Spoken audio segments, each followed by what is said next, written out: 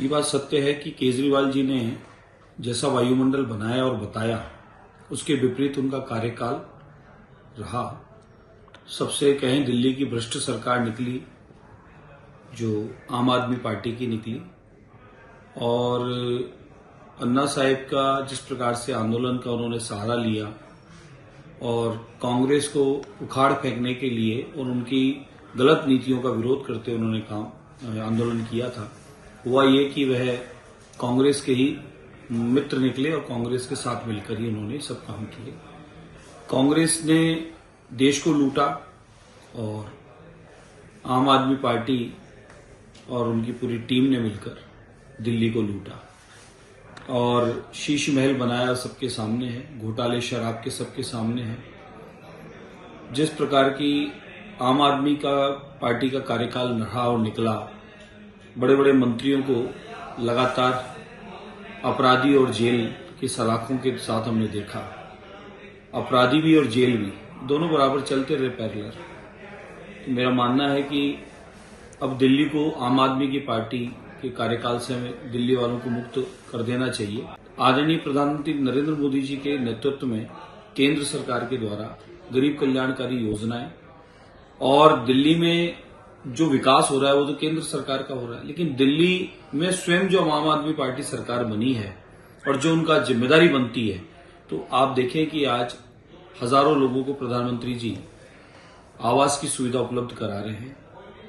जल्द सब लोगों के भी गृह प्रवेश हुए, आप हमने देखा कितनी खुशी थी उनकी आंखों में।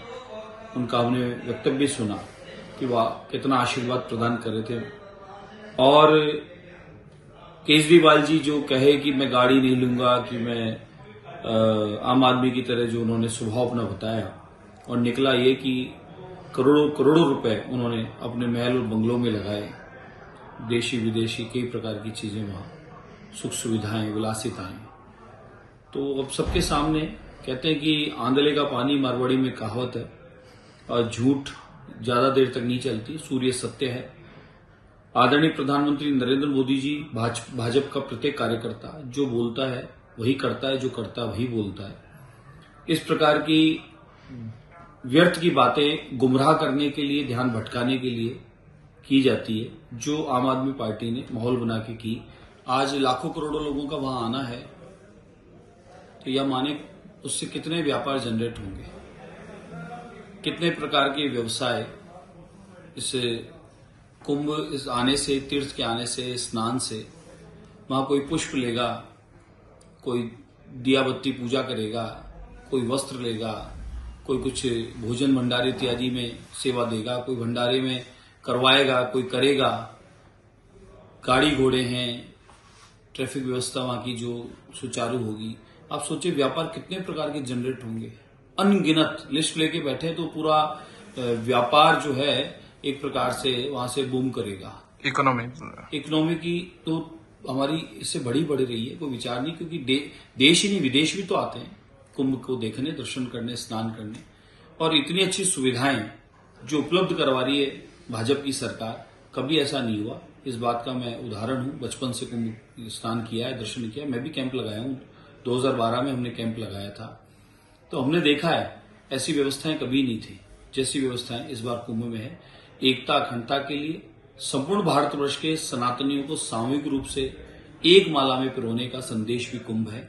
और आप हम सब इस देश की उन्नति और तरक्की में सब सामूहिक रूप से भागीदार रहेंगे, तो ये माने कि जो विश्व गुरु है हमारा भारत, हमारी संस्कृति, हमारी परंपराएं, ये आज पूरी दुनिया में हमारा एक संदेश जा रहा है। आज पूरी दुनिया में पुनः विश्व गुरु के रूप में भारत विकसित हो रहा है। ये आदरणीय प्रधानमंत्री नरेंद्र मोदी जी के आने के बाद ही संभव हो पाया है, अन्यथा इन सब चीजों पर कभी किसी का ध्यान नहीं था।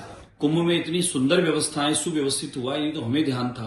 बचपन से कुंभ आ रहे जा रहे हैं, क्या अव्यवस्थाएं थी, कुंभ का वातावरण कैसा था और किस तरीके से यात्रियों को भी लूटा जाता था। आज ऑनलाइन सब कुछ है, वहां पर इतना सुंदर व्यवस्थित तरीके से एक नया शहर बसा दिया गया है।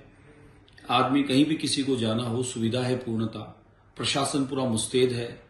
स्वयं सेवक संघ के कार्यकर्ता हों, विश्व हिंदू परिषद के कार्यकर्ता हों, बजरंग दल के कार्यकर्ता हों, भाजपा परिवार के कार्यकर्ता हों, सब वहां रहकर निस्वार्थ निशुल्क कुंभ में सेवा अपनी प्रदान कर रहे हैं, सुव्यवस्थित कुंभ जाने का महत्व बढ़ गया है।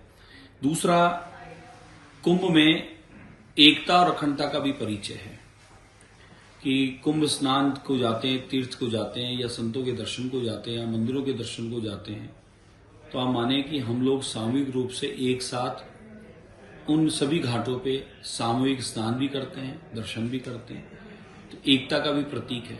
इस बार का महत्व और बढ़ गया कि आदरणीय प्रधानमंत्री नरेंद्र मोदी जी ने सबको एकता के सूत्र के लिए जो भाजपा काम करती है, उसी क्रम में इस बार ये संदेश भी प्रदान कर दिया कि आप हम सब संपूर्ण भारतवर्ष का निवासी एक परिवार हैं, और हमारा सनातन, हमारे ये व्रत त्योहार, ये उत्सव, ये स्नान, तीर्थ, ये कुंभ, ये सारे उसी का एक प्रतिबिंब है कि हम सब संगठित हों, एक हों, और एक रहकर, नेक रहकर अपने राष्ट्र को उन्नति और विकास की ओर ले जाएं। अर्ध कुंभ और फिर पूर्ण कुंभ, ये महाकुंभ का संयोग 12 वर्ष पश्चात त्रिवेणी संगम में स्नान और लाखों संतों का दर्शन और उनके तप और भक्ति का आशीर्वाद, ये सनातनियों को सौभाग्य प्राप्त हुआ है। देश ही नहीं अपितु पूरे जगत से लोग कुंभ स्नान के लिए, कुंभ दर्शन के लिए और संतों का दर्शन के लिए आते हैं। और प्रत्येक सनातनी को ये अनादिकाल से हमारी परंपरा चल रही है। जगत गुरु शंकराचार्य जी ने इसको बृहद रूप में दिया और उसके पश्चात कुंभ स्नान का, कुंभ मेले का बड़ा महत्व हो गया। आध्यात्मिक दृष्टि से कल्पवास है और कल्पवास प्रत्येक वर्ष किया जाता है, लेकिन महाकुंभ का कल्पवास विशेष महत्व रखता है इस 12 वर्ष के कुंभ का। इसमें आप देखें, जो कंदराओं में, गुफाओं में, हिमालय में बहुत सारे ऐसे संत हैं जो वहीं पर रहकर अपना भजन और तप कर रहे हैं। क्या खाते होंगे, क्या पीते होंगे, ये उनका भजन जानता है। लेकिन जब कुंभ का महापर्व आता है तो वह कुंभ के महापर्व में स्नान हेतु पधारते हैं। मक्का में हिंदू जा सकता है क्या? अगर मक्का में हिंदू जा सकता है, वह अपनी प्रार्थना पूजा कर सकता है, वहां बैठ के सत्संग, हनुमान चालीसा कर सकता है, तो कुंभ में भी फिर इजाजत होना चाहिए। लेकिन परिस्थितियां पता है, स्थितियां क्या है। मेरा मानना है, एक पवित्र और तीर्थ स्थान को हम लोग जाते हैं, वहां की गरिमा बनी रहनी चाहिए। उन लोगों से बचना चाहिए जो कोई थूक कर सामग्री देवें, कोई अपवित्र करके देवें, तो हमें उन लोगों से बचना चाहिए। तो इतना तो आइडेंटिटी होना ही चाहिए कि कौन। बाकी तो कुंभ जो है सनातन का प्रतीक है, तो जाना तो सनातन में विश्वास रखने वाले को होना चाहिए, सनातन धर्म परंपरा को मानने वाले को होना चाहिए। फिर भी कोई आना चाहता है, स्नान करना चाहता है, गंगा जी का आचमन करना चाहता है, तो मेरा मानना है कि कुंभ क्षेत्र में आकर वो गंगा जी के जल का आचमन करेगा और त्रिवेणी संगम का स्नान करेगा, तो कहीं ना कहीं उसके भाव में, बुद्धि में, उसके कार्य में, स्वभाव में सनातन प्रवेश करेगा ही करेगा, कि मन चित्त को भी पवित्र करेगा। वो अगर कोई अपनाना चाहता है तो स्वीकार है। मैं खुद इस बात को स्वागत सत्कार करता हूं। मैं खुद इस बात को आगे होकर बढ़ के मानूंगा कि अगर कोई आता है, सनातन में अपना विश्वास रखता है, सनातनी बनना है, तो उसे आना चाहिए। राहुल गांधी जी, मम्मी बेटा, जीजी जिया जी की पार्टी, इनके सदस्य और ये गांधी परिवार। मुझे तो आश्चर्य होता है कि गांधी परिवार कहना, कहाँ महात्मा गांधी, कहाँ ये। इनका गोत्र तो कुछ और था, अब लगाने लगे ये लोग गांधी। तो ये और कंफ्यूजन रहता है लोगों को कि भाई गांधी जी के कहाँ वंशज हो गए। जमानत पे रहने वाले लोग इस भारत को ये चुनावी टूर पे आते हैं। इलेक्शन होता है, चुनावी टूर करते हैं, उस समय टूर करके वापस विदेशों में जाके अपनी मौज मस्तियों में चले जाते हैं। कहीं ना कहीं अभी तक आजादी के इतने वर्ष बाद भी इनकी आत्मा में भारत के प्रति कोई संवेदनाएं नहीं है, न भारत के प्रति, न संस्कृति के प्रति, न यहाँ की परंपराओं के लिए और न भारत के निवासियों के लिए। आज प्रधानमंत्री तो वो पूरे देश के थे, और कांग्रेस पार्टी के एक मजबूत स्तंभ थे। मनमोहन सिंह जी के पूरे दिन नहीं होने का भी आज प्रधानमंत्री जी ने तो एक शोक, राजकीय शोक किया, उसको राष्ट्रीय शोक बनाया। और राहुल गांधी जी उनके जाने से भ्रमण को, घूमने को निकल गए, तो कांग्रेस के कथन का, चाल का, चरित्र का ये पता चलता है कि कांग्रेस कहती क्या है और करती क्या है।